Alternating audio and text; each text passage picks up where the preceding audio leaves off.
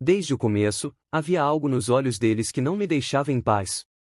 Mesmo quando eu era criança, antes de entender o que era desconfiança, antes mesmo de conhecer o conceito de medo, havia algo naqueles olhares que me fazia gelar por dentro. Era como se eles me observassem não como pais observam um filho, mas como quem guarda alguma coisa perigosa, algo que deve ser contido, monitorado.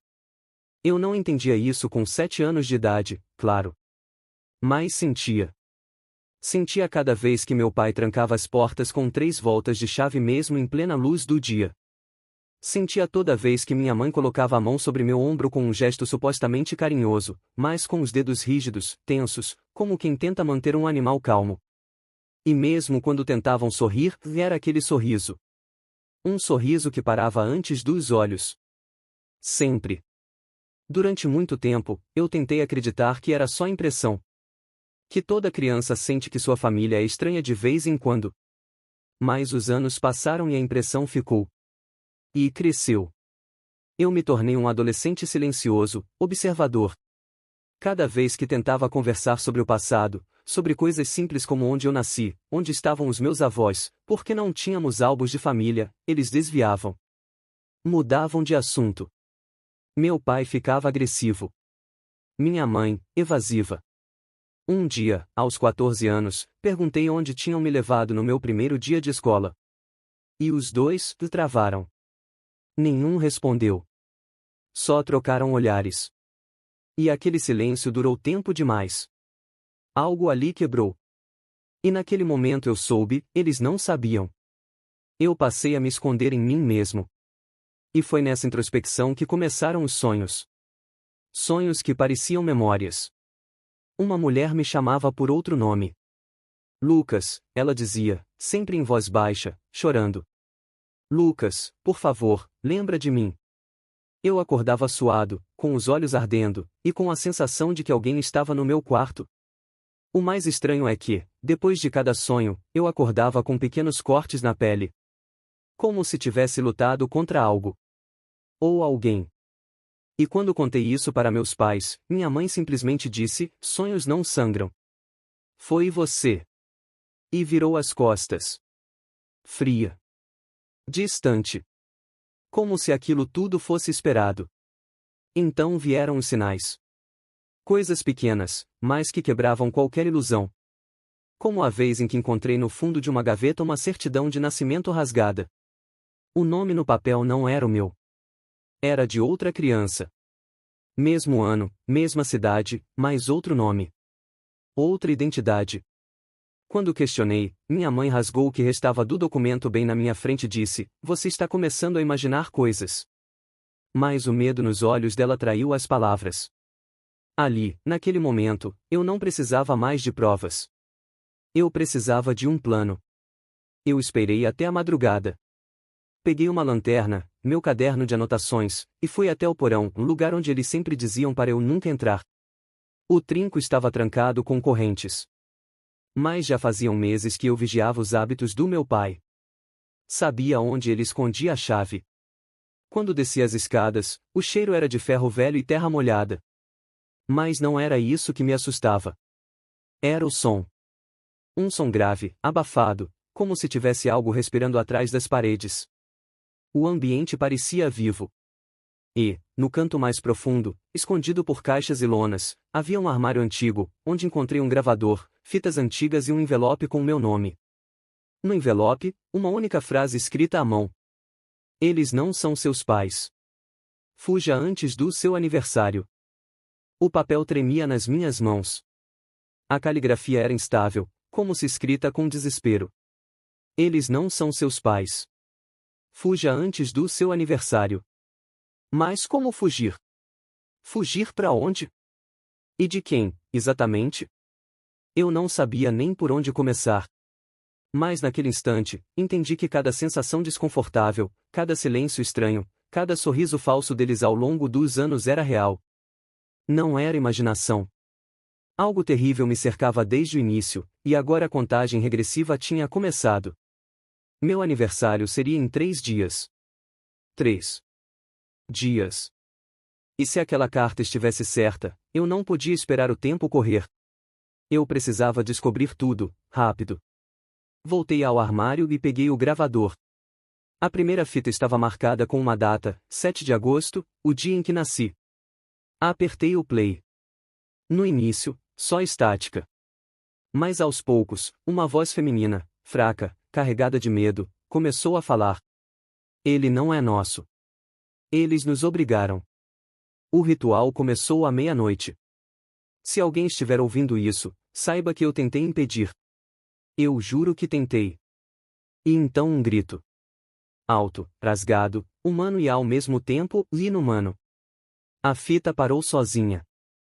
Subi correndo, com o coração explodindo no peito. Me tranquei no quarto e comecei a anotar tudo. Cada detalhe, cada data, cada falha na história que meus pais haviam contado. E foi então que algo estranho começou a acontecer. A casa, mudou. Parecia menor, mais apertada, como se estivesse se dobrando sobre si mesma. Os relógios pararam. As lâmpadas começaram a queimar uma a uma. E então, as vozes voltaram. Sussurros vindos de trás das paredes. Chamavam meu nome, mas não era o nome que meus pais usavam. Era Lucas, o mesmo nome dos meus sonhos. Eu comecei a duvidar da minha própria mente. Será que eu era mesmo quem achava ser? Ou estava vivendo a vida de outra pessoa? Uma vida roubada? Fui até o banheiro e olhei meu reflexo por longos minutos. E juro por tudo, por um segundo, ele piscou antes de mim. Era como se algo estivesse dentro de mim, mas não fosse eu. Nos dias seguintes, segui disfarçando. Agia normalmente diante deles, mas no fundo, meu plano se desenvolvia. Voltei ao porão. Ouvi mais fitas. Uma delas era diferente, alguém me chamava, implorava por ajuda. A voz era a mesma dos sonhos. Eles me tiraram você. Eles te deram outro nome. Você era meu, as palavras vinham entrecortadas por gritos e sons molhados, de algo sendo arrastado ou devorado.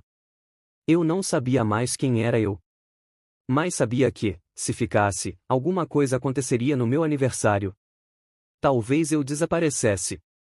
Talvez me levassem de volta. Talvez eu deixasse de existir. E então, 2 dias antes da data, encontrei a foto. Estava escondida dentro de um livro antigo de biologia, daqueles que ninguém mexia. Era uma criança, eu, nos braços de uma mulher que não era minha mãe. Atrás da foto, escrito à caneta, uma frase. Para Lucas, com todo o meu amor. Nunca pare de procurar por mim. O mundo ao meu redor pareceu girar. Senti um frio profundo na espinha. Tudo que eu conhecia era uma farsa. Meus pais tinham me tirado daquela mulher. E o pior, eu não fazia ideia do que ela era agora. Ou se ainda estava viva. Naquela noite, ouvi passos na minha porta. Eu me escondi no canto do quarto. Vi sombras por debaixo da fresta. E ouvi meu pai dizer, já está quase na hora. Ele não lembra, mas o sangue lembra. O corpo responde. E a voz da minha irmã completou, dessa vez, vai dar certo. O que, exatamente, ia dar certo? O que estavam planejando? Naquela noite, eu não dormi. Fiquei em silêncio absoluto, encostado na parede do quarto com a lanterna acesa, o gravador no colo e o caderno aberto. Eu anotava cada som, cada palavra dita do lado de fora da porta, cada sussurro que parecia vir das paredes. Meus pais estavam diferentes. Caminhavam mais devagar, os olhos ainda mais vazios, e as vozes pareciam vir de dentro de algo que não era carne. Era como se o corpo fosse só um recipiente. Uma casca. E o que havia ali dentro estava prestes a emergir. No dia seguinte, tudo na casa estava escuro, mesmo com o sol lá fora. As cortinas foram fechadas. A televisão desligada. Os espelhos cobertos com lençóis pretos. Tradição da família, disseram. Proteção espiritual. Mas eu já não comprava essas histórias. Nada fazia sentido, a não ser o medo. E esse crescia dentro de mim como um tumor. Cada minuto parecia o último. Até que, por volta das 16 horas, ouvi a campainha tocar. Meus pais não abriram a porta.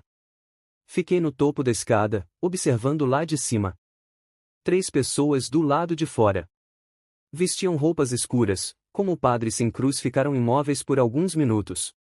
Depois, um deles olhou diretamente para mim. Mesmo com a porta fechada. Ele me viu. Sabia que eu estava ali.